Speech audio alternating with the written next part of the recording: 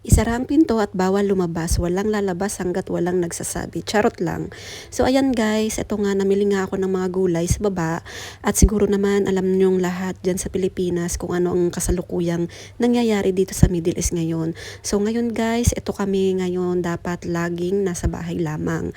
Walang lalabas muna hanggat hindi nagiging okay ang lahat.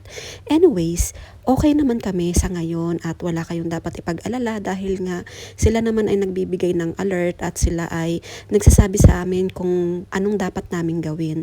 So ayan guys, gusto ko lamang i-share sa inyo na huwag kayong mag-alala sa amin. Sa ngayon, safe po kami sana. Safe kami ngayon, safe kami bukas at safe sana kami sa mga susunod na araw.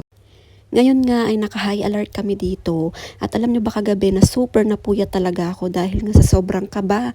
Dahil alam nyo ba na ilang beses nag-alarm ang aming mga cellphone at ito nga kahit naka-silent ang cellphone namin ay kayang-kaya nilang patunugin ng sobrang lakas para lang kami ay mabigyan nila ng babala na talagang walang lalabas, stay at home, stay safe. So ayan guys, sana pagdasal nyo kami dito, ngayon ay okay kami.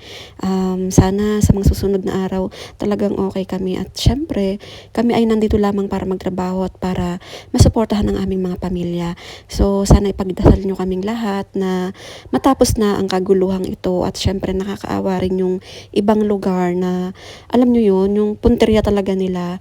Anyways, change the topic. So ayan na nga guys, napakasarap nitong ginawa kong to. I-try nyo din to at napakadali lang, sundan nyo lang yung mga ginawa ko. Sulit na sulit. Mabubusog nga kayo dito at syempre ito ay napaka-healthy rin at talagang napaka-yummy niya. So ayan, sundan nyo lang lahat ng mga ginawa ko guys. Syempre, at ang ginawa ko nga dyan is naglagay na rin ako ng boiled egg para mas lalong sumarap.